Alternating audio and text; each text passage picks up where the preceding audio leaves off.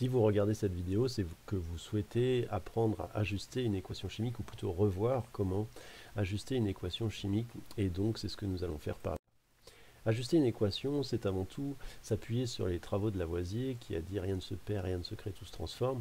Nous allons le faire plutôt, nous, au niveau atomique, puisque depuis nous avons connaissance de ces atomes, et donc nous allons compter les atomes, nous allons vérifier qu'effectivement les atomes au sein des molécules se réarrangent pour en former d'autres. Alors je prends cette image un peu triviale de dire que nous avons mélangé des légumes, donc des carottes, des poireaux et des oignons pour former une soupe, et même si on ne voit plus les légumes, dans la soupe il y a bien le goût de ces légumes que nous avons mis à la base au début.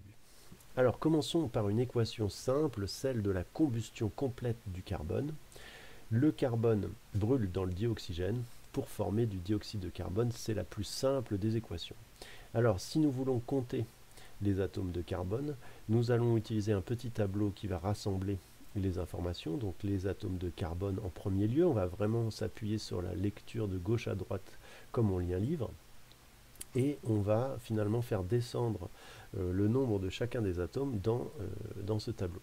Ici, on voit qu'il y a un atome de carbone qui va finalement être du côté des réactifs, et que du côté des produits, on a également un atome de carbone. Donc sur cette première analyse, on a bien l'égalité, donc tout est conservé, pas de problème.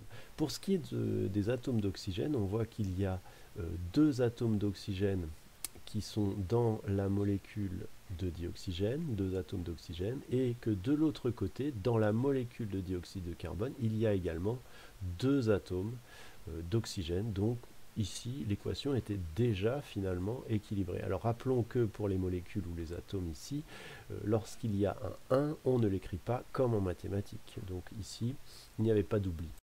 On va prendre maintenant une équation un petit peu plus compliquée, c'est celle de combustion incomplète du carbone. Donc incomplète parce qu'il y a un manque, un déficit de dioxygène. Donc le carbone brûle, mais il n'a pas autant de dioxygène que pour la précédente équation. Donc cette combustion, rappelons-le, peut être dangereuse parce qu'elle produit un gaz toxique, et elle arrive quand il y a une mauvaise aération du foyer, par exemple, où a lieu la combustion. Donc on y va, on compte les atomes de carbone. Donc ici, il y a un atome de carbone du côté des réactifs, et du côté des produits, un aussi, pour l'instant, pas de souci. Ici, nous voyons qu'il y a un déséquilibre, puisque dans la molécule de dioxygène, il y a deux atomes d'oxygène, donc là, pas de souci, mais en revanche, du côté des produits, il n'y en a qu'un.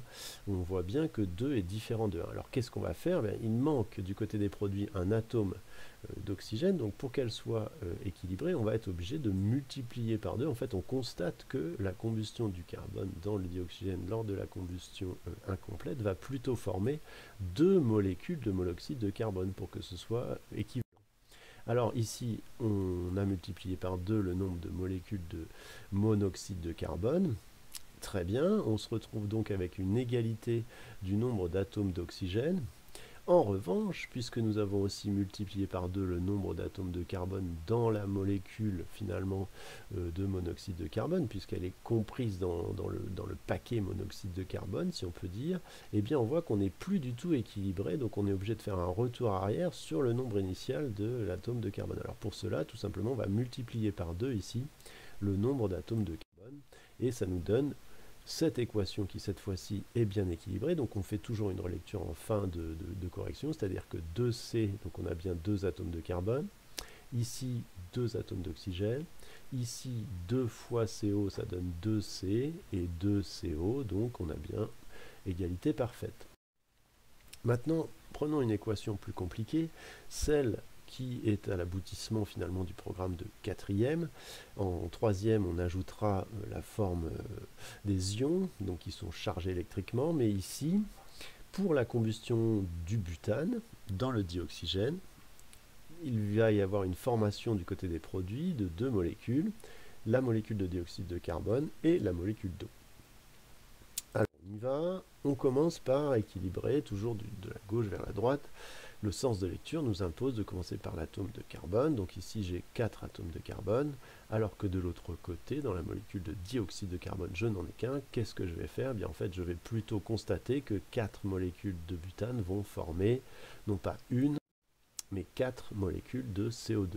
Auquel cas, je remonte le nombre de 4, le facteur multiplicateur du nombre de molécules de dioxyde de carbone constaté. Et alors, on a bien l'égalité pour les atomes de carbone. On va donc continuer le sens de lecture de gauche à droite par les hydrogènes. Donc ici, on compte dans la molécule de butane 10 atomes d'hydrogène. De l'autre côté, les atomes d'hydrogène se retrouvent dans la molécule d'eau, H2O. Il y a bien donc 2 atomes d'hydrogène. C'est 2 est différent de 10, c'est évident. Donc que va-t-on constater plus tôt? C'est qu'une molécule de butane ne va pas former une seule molécule d'eau, mais plutôt peut-être 5 fois 2 égale 10. 5 fois 2 égale 10. On remonte bien le 5 molécules d'eau. Alors on se retrouve avec l'égalité. On continue avec les atomes d'oxygène, et là on a un véritable problème, puisque nous n'avons du côté des réactifs que 2 atomes d'oxygène présents dans la molécule de dioxygène. Comme nous avons dû multiplier par 4 le nombre de dioxyde de carbone, 4 fois 2, 8 atomes d'oxygène ici, et puis 5 fois H2O, ça fait donc 5 fois 1 atome d'oxygène, 4 fois 2 plus 5 fois 1, ça fait bien 13, mais 13 est différent de 2, et là on a un véritable souci pour faire 13 avec un multiple de 2. Donc on va prendre un petit artifice fractionnaire, 13 demi fois 2 égale 13, solution de fortune pour l'instant. Et on voit que tout est bien équilibré. Alors on ne va pas se contenter de cette solution, on va plutôt tout multiplier par 2 pour retirer cette fraction. Et une fois qu'on a retiré cette fraction, on vérifie donc que 2 fois 4, 8, 8 fois 1, 8, on a bien l'égalité. 2 fois 10, 20, 10 fois 2, 20, on a bien l'égalité. 13 fois 2 est bien égal à 26.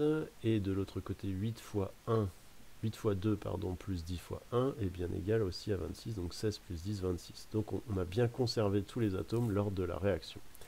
On en arrive donc à la conclusion. Donc comment ajuster une équation de réaction? On n'écrit pas de 1 comme en mathématiques, pas de 1 devant les molécules, on s'en souviendra.